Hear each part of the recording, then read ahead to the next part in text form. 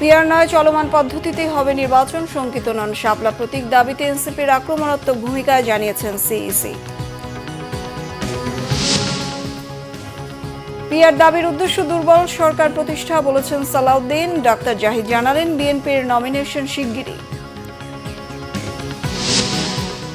ভোটে ভারতের হস্তক্ষেপের বিরুদ্ধে ঐক্য চান ডাক্তার শফিক। আগে স্থানীয় সরকার নির্বাচন হতে দেয়নি বড় দলগুলো, জানালেন বদিউল আলম মজুমদার।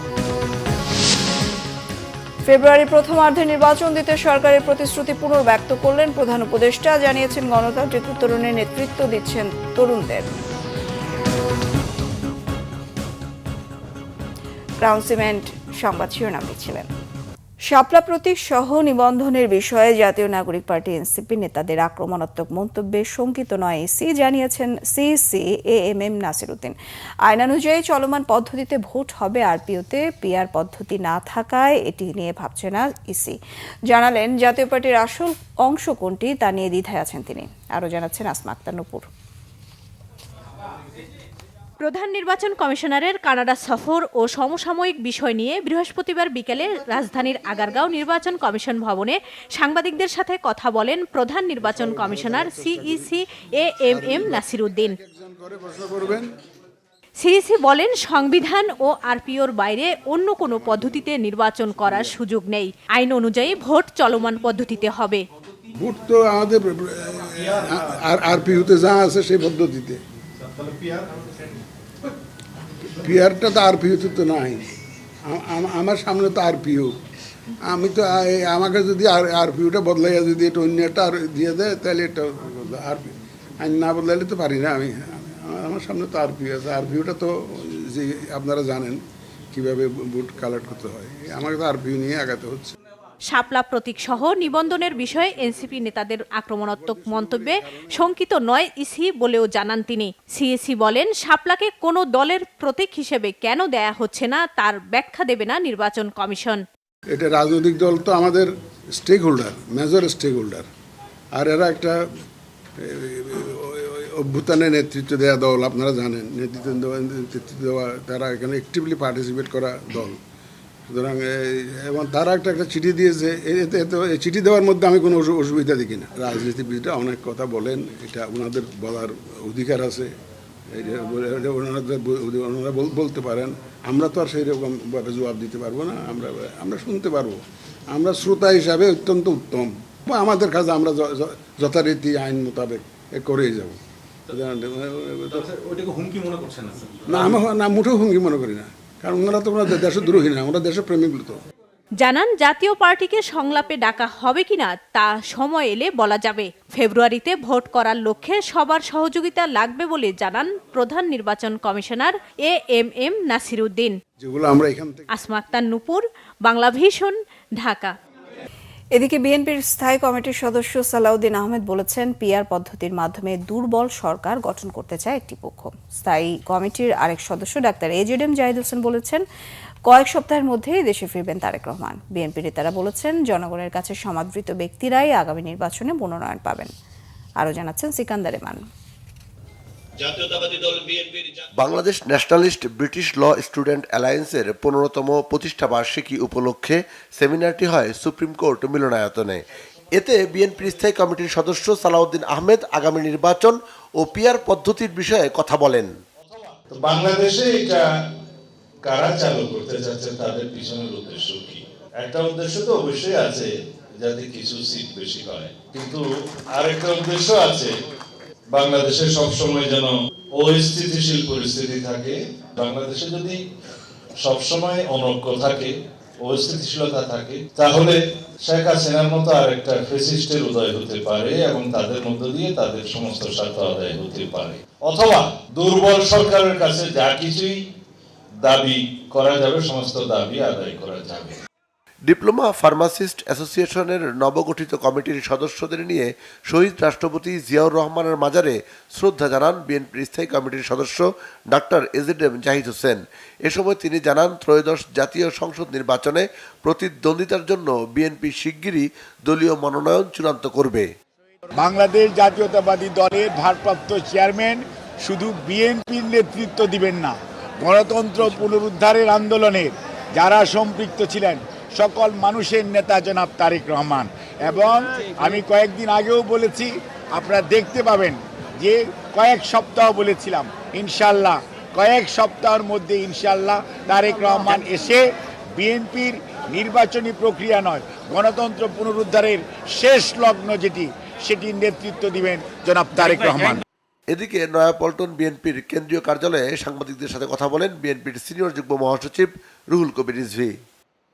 যদি এই ফ্যাসিবাদী শক্তির যার পতন হয়েছে 5ই আগস্টে, তার যদি পুনরুত্থান ঘটে, তাহলে আন্দোলনকামী মানুষ, গণতন্ত্রকামী মানুষের কি ভয়ঙ্কর পরিণতি ভোগ করতে হবে সেটা চিন্তা করেই শরীরের লোম শিউরে ওঠে। সিকান্দার রেমান, বাংলা ভিশন, ঢাকা।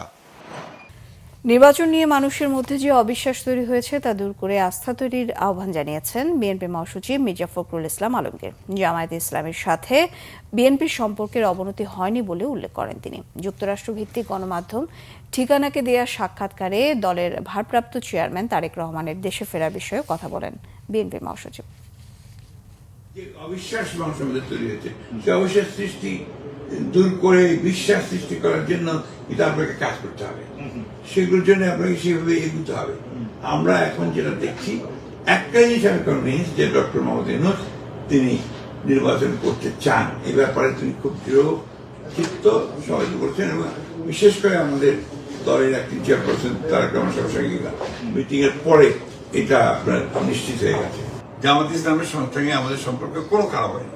আচ্ছা, এটা একটা দলের সঙ্গে একটা দলের যে সম্পর্ক থাকা উচিত, হ্যাঁ, সেই সম্পর্কই আছে। এটি পশ্চিমবঙ্গের একটি পত্রিকা আপনাকে মিসকোট করেছে, যেটি আবার বিএনপি পক্ষ থেকে এটাও দিতে হবে। এটা আসলে কি, মানে এটা যদি আমাদের ব্যাপারটা একটু বলি ভাই, এখানে আমার সঙ্গে তো সে ধরনের কোনো কথাই কারো হয়নি, আমি বলেছি তো। হ্যাঁ, আমার কোনো কথাই হয়নি। বিএনপির ভারপ্রাপ্ত চেয়ারপারসন জনাব তারেক রহমান দেশে আসবেন কবে? উনি দেশে আসবেন যে মুহূর্তে ওনার সব লিগাল প্রবলেমগুলো যাবে, এক। 2 নম্বর, যে মুহূর্তে আমরা মনে করব যে politically time is ready for his arrival, he will come. Jatiya Nagorik party এনসিপির উত্তরাঞ্চলের মুখ্য সংগঠক সার্জিস আলম বলেছেন, নির্বাচনের সময় নিয়ে তাদের কোনো আপত্তি নেই, তবে গণহত্যায় জড়িতদের বিচার ও গণপরিষদের নির্বাচন না করে জাতীয় নির্বাচন হলে তা হবে জনগণের আকাঙ্ক্ষার সাথে প্রতারণা। বৃহস্পতিবার মৌলভীবাজার শহরের একটি রেস্টুরেন্টে এনসিপির জেলা ও উপজেলা কমিটির সমন্বয় সভা শেষে তিনি এসব কথা বলেন।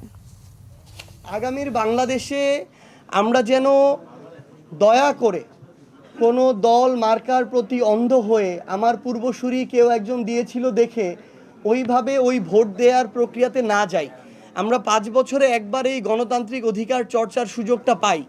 এখানে যদি আমি এই বিভিন্ন কোরাম, আগের অভ্যস্ততা বা পারিবারিক লেগেসি, এই জায়গা থেকে আমি এই অধিকারের প্রয়োগের জায়গাটাতে বায়াসড হয়ে যাই এবং তুলনামূলক অযোগ্য একজন মানুষকে আমি আমার ভোটটা দেই, তাহলে দিন শেষে পরের 5 বছর আমি তাদের থেকে ভালো কিছু আশা করতে পারি না। আইনগত ভিত্তি শক্ত হওয়ার জন্য যে গণপরিষদের নির্বাচন, একই সাথে নির্বাচন উইথ গণপরিষদ, এই গণপরিষদ নির্বাচনটা যদি না হয়, এত বড় যে একটা গণহত্যা হলো, এটার যদি আমরা ন্যূনতম বিচারিক প্রক্রিয়ার দৃশ্যমান রায় আমরা না দেখতে পাই, তাহলে আপনি যেই সময়সীমায় বলেন না কেন, সেই সময়সীমা এটা জনগণের আকাঙ্ক্ষার সাথে প্রতারণা। ফেব্রুয়ারি প্রথমার্ধে একটি অবাধ, সুষ্ঠু এবং শান্তিপূর্ণ নির্বাচন আয়োজনে সরকারের প্রতিশ্রুতি পুনর্ব্যক্ত করেছেন প্রধান উপদেষ্টা ডক্টর মোহাম্মদ ইউনূস। উল্লেখ করেছেন, দেশের গণতান্ত্রিক উত্তরণের আগে বিশ্বব্যাপী সংযোগ স্থাপনে সহায়তা করতে 6 জন রাজনৈতিক নেতার তার সফরসঙ্গী হওয়ার কথা। নিউ ইয়র্কে জাতিসংঘ সদর দপ্তরে সাধারণ অধিবেশনের ফাঁকে নেদারল্যান্ডের প্রধানমন্ত্রী ডিক স্কুফের সাথে বৈঠক করেন ডক্টর ইউনূস। বৈঠকে পচনশীল কৃষি পণ্য সংরক্ষণে হিমাগার তৈরি করতে ডাচদের সহযোগিতা চান। এর আগে নিউ ইয়র্কে বিশ্ব কর্মসূচির 30তম বার্ষিকীতে উচ্চ স্তরের যুব বিষয়ক সভায় তিনি বলেন, বাংলাদেশের যুব সমাজ বহু বছরের স্বৈরাচারের অবসান ঘটিয়ে জাতির গতিপথ পুনর্নির্মাণ করতে সাহসের সাথে অংশ নিচ্ছে এবং তাদের গণতান্ত্রিক উত্তরণের নেতৃত্ব দেওয়ার দায়িত্ব দেয়া হয় তাকে। প্রধান উপদেষ্টা বলেন, তরুণদের ন্যায্য অংশীদারিত্ব, নিরাপদ স্থান এবং সিদ্ধান্ত গ্রহণে ভূমিকা রাখার সুযোগ দিলে তারা ভবিষ্যৎ নির্মাণে বিচক্ষণতার পরিচয় দিতে পারবে।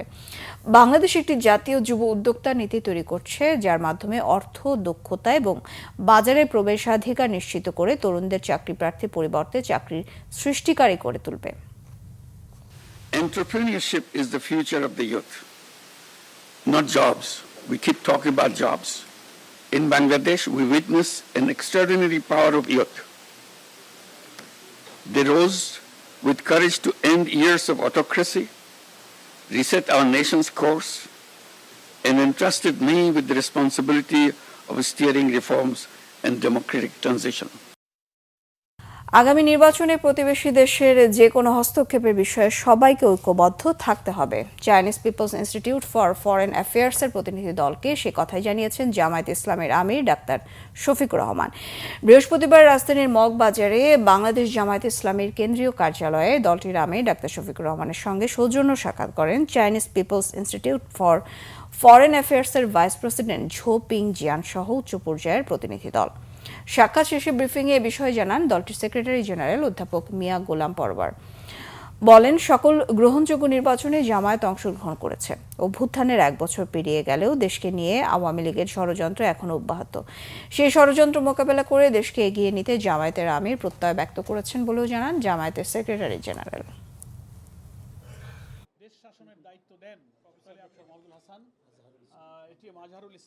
আগামী নির্বাচনে আপনারা অংশগ্রহণ করবেন, তার কি প্রস্তুতি? আমাদের আমিরে জামাত বলেছেন আমরা সবসময় নির্বাচনমুখী দল, আমাদের নির্বাচনের প্রস্তুতি আছে, ইনশাল্লাহ আমরা নির্বাচনে অংশগ্রহণের যাবতীয় প্রস্তুতি গ্রহণ করছি। চায়নার প্রতিনিধি দল এই প্রশ্ন করেছেন যে আপনারা বাংলাদেশের সামনে সবচেয়ে বড় চ্যালেঞ্জ কি মনে করেন। তার মধ্যে এটা আমিরে জামাত তুলে ধরেছেন যে প্রতিবেশী দেশের পক্ষ থেকে যে কোনো বিষয়ে হস্তক্ষেপ এবং ইন্টারফারেন্সটা আমাদের জন্য একটা বড় চ্যালেঞ্জ। তো সেটা মোকাবেলা করতে হবে জাতীয় ঐক্যের মধ্য দিয়ে। আর দেশের রাজনীতির আর কোনো আভ্যন্তরীণ খুব বিষয় কিন্তু এখানে আলোচনায় স্থান পায়। জাতীয় ঐক্যমত্য কমিশনের সদস্য ডক্টর বদিউল আলম মজুমদার বলেছেন, জরিপে বেশিরভাগ মানুষের আগে স্থানীয় সরকার নির্বাচনের পক্ষে মত দিলেও জাতীয় নির্বাচন পিছিয়ে যাওয়ার শঙ্কায় তা করতে দেয়নি বড় রাজনৈতিক দলগুলো। রাজধানীতে পলিসি রিসার্চ ইনস্টিটিউটের এক সেমিনারে এমন তথ্য জানান তিনি। বদিউল আলম মজুমদার বলেন, পুরনো ব্যবস্থা টিকিয়ে রাখতে স্থানীয় সরকার নির্বাচন আগে করা হয়নি, সংস্কার কমিশনের পরামর্শ মানা হয়নি। ডক্টর বদিউল আলম বলেন, রাজনীতির লক্ষ্য এখন জনকল্যাণ নয়, এটা পুরোটাই ব্যবসায় পরিণত হয়েছে। দেশের রাজনীতি যতক্ষণ ঠিক না হবে, পরিচ্ছন্ন প্রার্থীরা যতদিন রাজনীতিতে না আসবেন, ততদিন দেশের সার্বিক উন্নয়ন হবে না। অনুষ্ঠানে অন্য আলোচকরা ক্ষমতা বিকেন্দ্রীকরণের ক্ষেত্রে স্থানীয় সরকার ব্যবস্থা পরিবর্তনের তাগিদ দেন। পাশাপাশি জনপ্রতিনিধিদের দায়বদ্ধতা নিশ্চিতে জনগণের সম্পৃক্ততার বিকল্প নেই বলে মন্তব্য করেন আলোচকরা। প্রস্তাব করেছি যে প্রথম লোকাল গভর্নমেন্ট ইলেকশনটা হোক। শুধু তাই নয়, আমরা একটা সার্ভে করেছি, 46,000 ব্যক্তি সার্ভে করেছি। তারাও বলেছে যে ওভারওয়েলমিং মেজরিটি বলেছে লোকাল গভর্নমেন্ট ইলেকশন হোক। এবং আপনারা জানেন কেন হয় নাই। আমাদের সেই নির্বাচন করতে হবে, জাতীয় নির্বাচন করতে হবে। এই নির্বাচন করলে জাতীয় নির্বাচন পিছিয়ে যাবে, এই ধরনের একটা অভিযোগ, যদিও সত্য নয়। নিউ ইয়র্কের হোটেল লবি সহ বিভিন্ন স্থানে হেনস্থা ও ডিম নিক্ষেপের ঘটনায় অভিযুক্তদের বিরুদ্ধে যুক্তরাষ্ট্রে মামলা করেছেন এনসিপির সদস্য সচিব আক্তার হোসেন। জেএফকে বিমানবন্দরের পাশে পোর্ট অথরিটি পুলিশ ডিপার্টমেন্ট থানায় মামলার পরই নিজেই ফেসবুকে এমন তথ্য জানান তিনি।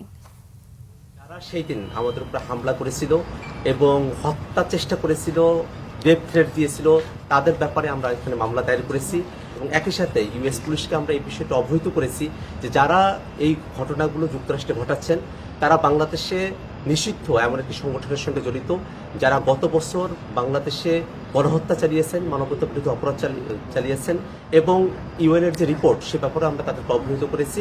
আমরা মনে করি যে আওয়ামী সন্ত্রাসীরা তারা দেশে হোক দেশের বাইরে যেখানেই হোক, আমরা তাদের ব্যাপারে আইনগতভাবে যে প্রতিকারের ব্যবস্থা সেটা আমরা গ্রহণ করব এবং আমরা এই কথা বিশ্বাস করি যে আওয়ামী সন্ত্রাসীরা তারা যত ধরনের অপরাধ করেছেন সেই অপরাধগুলোকে আইনগতভাবেই নিষ্পত্তি করা সম্ভব এবং আওয়ামী লীগ তার সন্ত্রাস নিয়ে বাংলাদেশে আর ফিরে আসার সুযোগ পাবে না। জুলাই আগস্ট গণ অভ্যুত্থানে মানবতাবিরোধী অপরাধে জাসদ সভাপতি হাসানুল হক ইনুর বিরুদ্ধে কুষ্টিয়ায় 7টি হত্যাসহ সুনির্দিষ্ট 8টি অভিযোগ আমলে নিয়েছে আন্তর্জাতিক অপরাধ ট্রাইব্যুনাল 2। 29 সেপ্টেম্বর তাকে হাজিরের নির্দেশ দিয়েছে ট্রাইব্যুনাল। প্রসিকিউশন বলছে তার বিরুদ্ধে মানবতাবিরোধী অপরাধের প্রাথমিক প্রমাণ মিলেছে। আহমেদ সরওয়ারের রিপোর্ট। জুলাই আগস্ট গণ অভ্যুত্থানে মানবতা বিরোধী অপরাধের অভিযোগে জাসদ সভাপতি ও সাবেক তথ্যমন্ত্রী হাসানুল হক ইনুর বিরুদ্ধে হত্যা, উস্কানি ও রাজাকার বলে ট্যাগিং সহ সুনির্দিষ্ট 8টি অভিযোগ সহ তদন্ত প্রতিবেদন বৃহস্পতিবার ট্রাইব্যুনালে দাখিল করে প্রসিকিউশন। শুনানি শেষে বিচারপতি নজরুল ইসলাম চৌধুরীর নেতৃত্বাধীন আন্তর্জাতিক অপরাধ ট্রাইব্যুনাল 2 অভিযোগ আমলে নেয়। শেখ হাসিনার ভাষায় রণক্ষেত্রের সহযোগী সহযোদ্ধা হাসানুল হক ইনুর বিরুদ্ধে মোট 8টি অভিযোগে ফর্মাল চার্জ আমরা দাখিল করেছি।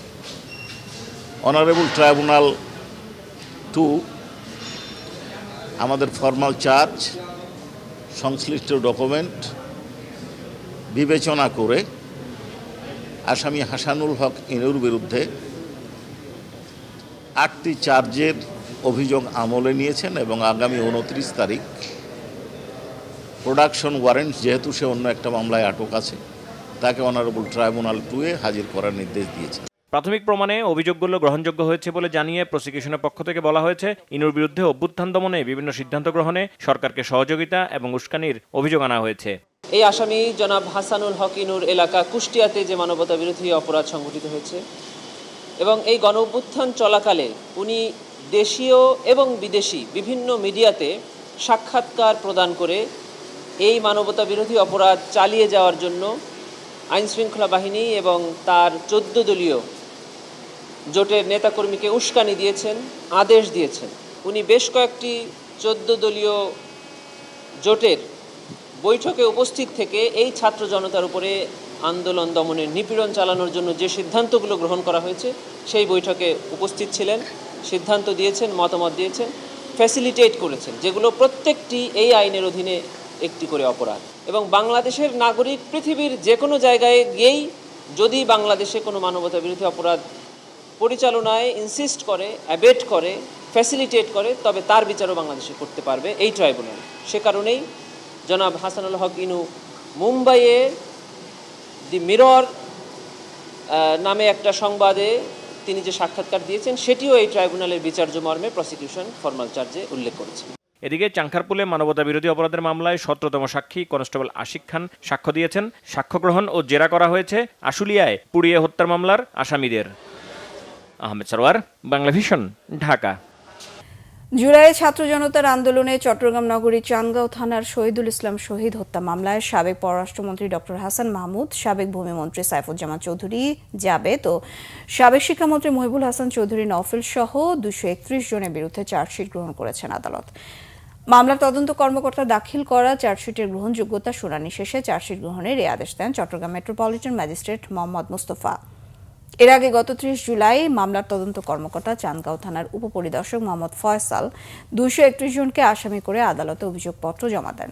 এই মামলায় এ পর্যন্ত 84 জনকে গ্রেফতার দেখানো হয়েছে। 2024 সালের 3 আগস্ট সন্ধ্যায় নগরের বহদ্দারহাটে ছাত্র জনতার আন্দোলনে আওয়ামী লীগ সহ সহযোগী সংগঠনগুলোর নেতাকর্মীরা হামলা চালালে দফায় দফায় সংঘর্ষ হয়। ওই সময় গুলিবিদ্ধ হন অটোরিকশা চালক শহীদ। গণ অভ্যুত্থানে আওয়ামী লীগ সরকারের পতনের পর শহীদের ভাই শফিকুল ইসলাম চান্দগাঁও থানায় মামলা দায়ের করেন। আগামী 1 নভেম্বর থেকে পর্যটকদের জন্য খুলে দেওয়া হচ্ছে সেন্ট মার্টিন। প্রতিদিন 2000 করে পর্যটক সেন্ট মার্টিনে যেতে পারবেন। বিশ্ব পর্যটন দিবস উদযাপন উপলক্ষে বৃহস্পতিবার সচিবালয়ে সংবাদ সম্মেলনে এই ঘোষণা দেন বেসামরিক বিমান পরিবহন ও পর্যটন উপদেষ্টা শেখ বশিরউদ্দিন। উপদেষ্টা আরও জানান, বাংলাদেশের একমাত্র প্রবাল দ্বীপ সেন্ট মার্টিনে চলতি বছরের নভেম্বর থেকে শুরু হচ্ছে পর্যটন মৌসুম।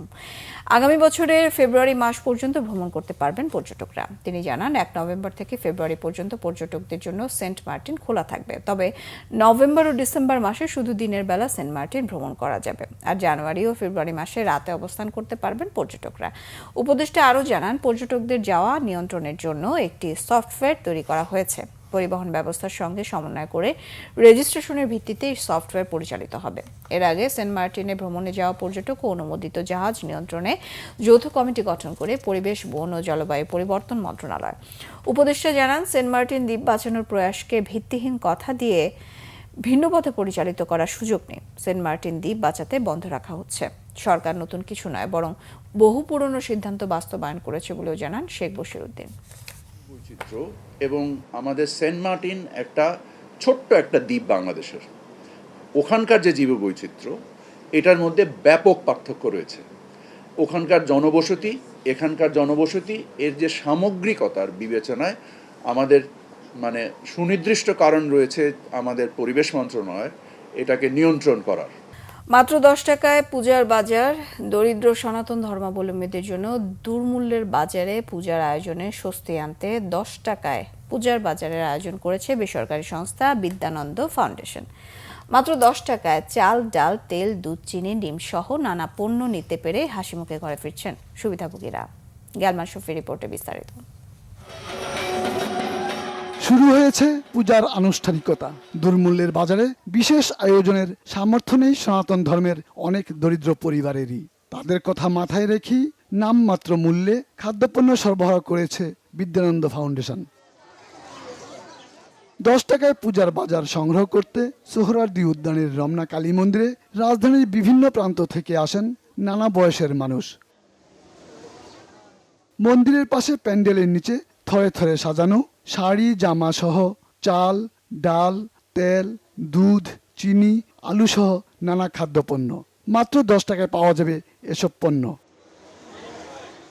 কোলে শিশু সহ শত শত নারী পুরুষ লাইনে দাঁড়িয়েছেন নামমাত্র দামে পণ্য নিতে। সুমিত্রা রানী কর্মকার ক্রাচে ভর করে পুরনো ঢাকার লালবাগ থেকে এসেছেন। চাহিদা মতো পণ্য পেয়ে খুশি তিনি। ভালো দাদা, অনেক ভালো। ভালো, হ্যাঁ, কম দামে কিছু দিতে ভালো ভালো লাগছে। শাড়ি লিছি 4 টাকায়, একটা নরকুল লিছি, বিস্কুট লিছি, আটা লিছি। সুন্দর লাগছে তো, এরকম বাজার তো আজীবন থাকলে তো ভালো হতো। পূজাকে সামনে রেখে এমন সুযোগ পেয়ে সুমিত্রা রানীর মতো আনন্দিত অনেকেই। ঘরের 2টা বাচ্চা আছে, আমার যমজ বেবি, দুধ নিলাম, সুজি নিলাম, কারণ বাচ্চাদের এগুলো খুবই প্রয়োজন। 10 টাকা দিয়ে সবটি লইছে, ভালোই লাগছে। খুব ভালো লাগছে আমাদেরকে যে পূজার আগের আগে আমরা এই বাজারটাই পেয়েছি। ভগবানের কালী মায়ের সূত্রে পাওয়া গেছে, এটাই আমরা আমাদেরকে এই সুযোগটা দেওয়ার জন্য আমরা অনেক খুশি। উদ্যোক্তারা বলছেন আত্মসম্মান ও মর্যাদা নিয়ে সুবিধা বঞ্চিত মানুষ যেন তার প্রয়োজনীয় পণ্য কিনতে পারে তা নিশ্চিত করাই তাদের লক্ষ্য। বর্তমান যে বৈশ্বিক মহামন্দা চলতেছে, যারা দুস্থ এবং অসহায় আছে, যারা নিম্ন আয়ের মানুষ আছে, তাদের অবস্থা আরও করুন। আমরা চাই যে এই সমস্ত উৎসবগুলোতে তাদের অংশগ্রহণটা নিশ্চিত হোক এবং মর্যাদার সাথে সেটা আমরা নিশ্চিত করতে চাই। তো এখানে দেখেন তাদের নিজের মতো অধিকার খাটিয়ে বলছে এটা বের করেন, ওইটা বের করেন, এটা দেখান দিদি, ওইটা দেখান দিদি, এবং তাদের এই অধিকার থেকে তারা যে পণ্যগুলো নিয়ে যাচ্ছে তাদের মধ্যে যে একটা তৃপ্তি আমরা দেখতে পাচ্ছি, এই তৃপ্তিটা অবভিয়াসলি আমাদের মধ্যে চলে আসছে। বছর জুড়ে নানা সেবামূলক কাজ করা বিদ্যানন্দ ফাউন্ডেশনের এমন আয়োজনে খুশি সবাই। গ্যালমান শফি, বাংলা ভিশন, ঢাকা। সংবাদ শেষ করব ক্রাউন সিমেন্ট শিরোনামগুলো আরো একবার জানিয়ে।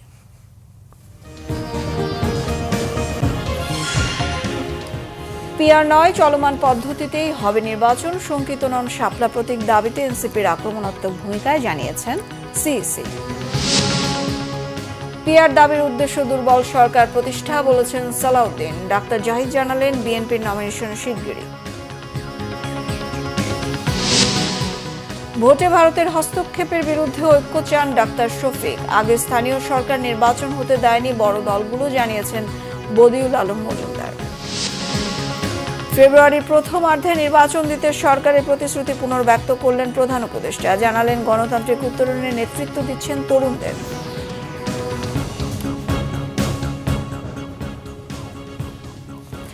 এই ছিল এখনকার মতো। পরের সংবাদ সকাল 10টায়, 9টায় রয়েছে নিউজ টপ 10 দেখার আমন্ত্রণ রইল। এছাড়া বাংলা ভিশন সংবাদ ও সংবাদ সংশ্লিষ্ট অনুষ্ঠান দেখতে ভিজিট করুন www.bbnews24.com ও facebook.com/banglavisionnews। সাবস্ক্রাইব করুন youtube.com/banglavisionnews। সঙ্গে থাকায় ধন্যবাদ সবাইকে।